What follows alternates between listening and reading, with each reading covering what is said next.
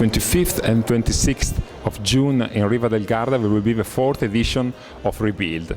The main theme of this year will be the industrialization of the retrofit and the building sector. It is an important step because if Italy wants to accomplish to the European energy roadmap, before 2050 we have to retrofit at least 18 million buildings, 80 million homes.